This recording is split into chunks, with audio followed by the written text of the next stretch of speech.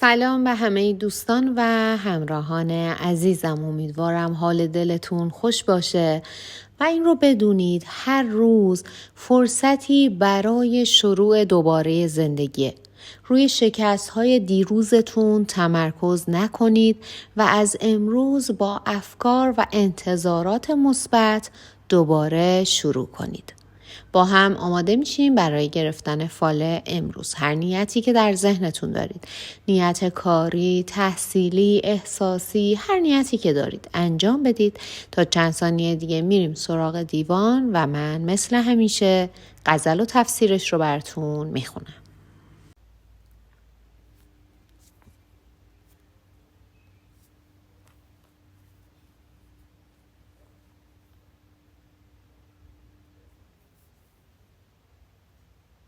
خب دوستان، اگر نیت هاتون رو انجام دادین با هم ببینیم حافظ امروز چطور ما راهنمایی میکنن. دلم رمیده لولی وشیست شورانگیز، دروغ وعده و قتال وضع و رنگامیز. فدای پیرهن چاک ماه رویان باد، هزار جامه تقوا و خرقه پرهیز. خیال خال تو با خود به خاک خواهم برد، که تاز خال تو خاکم شود عبیرآمیز. فرشته عشق نداند که چیست ای ساقی، بخواه جام و گلابی به خاک آدم ریز. پیاله بر کفنم بند تا سحرگه حشر، به می ز دل ببرم هول روز رستاخیز. فقیر و خسته به درگاهت آمدم رحمی، که جز ولای تو هم نیست هیچ دستاویز.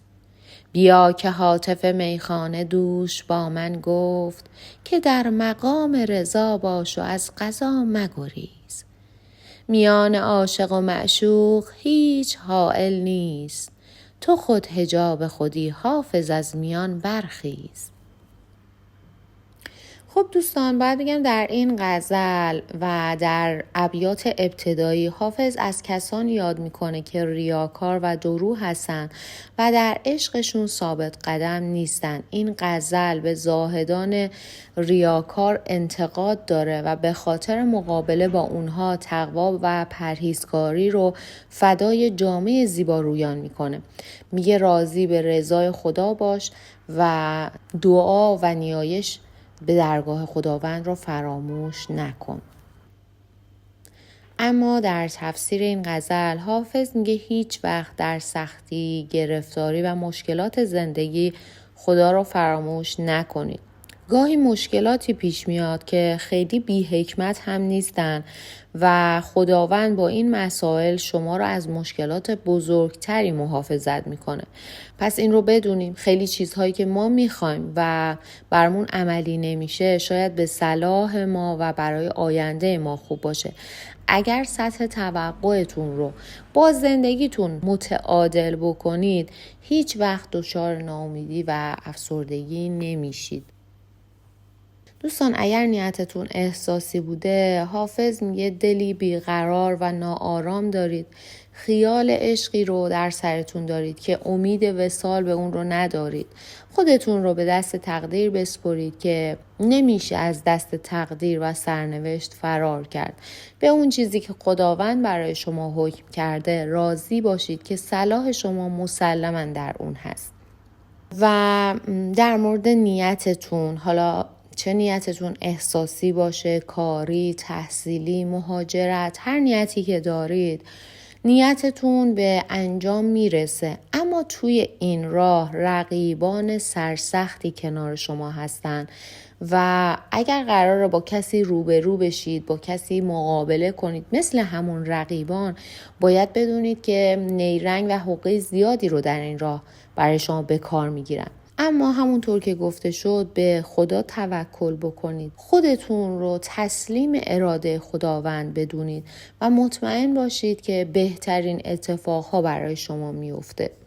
هر کسی نون قلب خودش رو میخوره، پس شما هم از این ناراحتی ها مبرا میشید، روزگار بر وفق مرادتون میشه و اتفاقات خوبی براتون رقم میخوره. شاید در حال حاضر به چیزی که میخواید نرسیدید یا همونطور که گفته شد شاید خیلی از ماها خواسته هایی داریم که برای ما عملی نشده. مطمئن باشید که بهتر از اون برای ما اتفاق میفته و به صلاح ما نبوده که اون اتفاق برای ما رخ نداده و پیش نیومده و شاید بعدها ما متوجه حکمتش بشیم. دوستان اگر نیت تغییر شغل دارید یا قراره یک کار و تجارت جدیدی رو شروع بکنید، به زودی شاید توی همین هفته مقدماتش براتون فراهم بشه و باعث میشه یک تحول اساسی در زندگیتون ایجاد بشه، یک تحول مثبت در زندگیتون ایجاد میشه. اگر نیت معامله دارید، چه خرید چه فروش، اون هم براتون اتفاق میفته. و دوستانی که نیت فرزند داشتن، باید بگم نوزادی در خانواده شما متولد میشه که قدمش برای شما خیر هست. و اگر به دنبال کسی هستید که بین شما و اون شخص واسطه بشه و حرف دل شما رو بازگو بکنه، بهترین واسطه خودتون هستید. بهتر شخصاً و صادقانه حرف دلتون رو با این شخص در میون بذارید. در این راه سخت و پرفراز و نشیب پا بذارید. پند و نصیحت بزرگان رو گوش بدید، از تجربیاتشون استفاده بکنید که مطمئناً برای شما خیلی تاثیرگذار خواهد بود. دوستان، حافظ میگه یک سری افراد در اطراف شما هستن که مثل مگس دور شیرینی میمونن و بهتره یک مقداری در مورد این افراد هوشیار باشید، از این افراد دوری بکنید، چون اینها دقیقاً افرادی هستند که در دوران خوشی در کنار شما هستن و خدایی نکرده روزی که با مشکل مواجه شدید همه از دور شما میپرن و دور میشن و آدم‌هایی نیستن که شما بتونید روی اونها حساب کنید. پس در مورد افراد و دوستانی که در کنار شما هستن حواستون رو جمع بکنید. اگر این افراد در اطرافتون هستن و شما اطلاع دارید، بهتره از همین الان از اونها دوری بکنید. و در واقع حافظ میگه دوستانتون رو آزمایش بکنید تا ببینید در رفتار و عملشون صداقت دارن یا نه. با کسانی که ادعای دوستی و محبت دارن معاشرت نکنید. پس داره بهتون گوشزد میکنه که یک مقداری حواستون رو بیشتر جمع بکنید. در انتهای این غزل هم حافظ میگه این رو بدونید که زندگی بدون عشق یعنی زندگی پوچ و خالی. خداوند از روی لطف خودش محبت عشق رو به انسان بخشیده و انسان نمیتونه از سرنوشتی که خدا براش مقدر کرده فرار بکنه. به همین خاطر هم خودتون رو تسلیم اراده خداوند بدونید، راضی باشید به رضای خداوند و بدونید که قطعاً خداوند بد بنده هاش رو نمیخواد.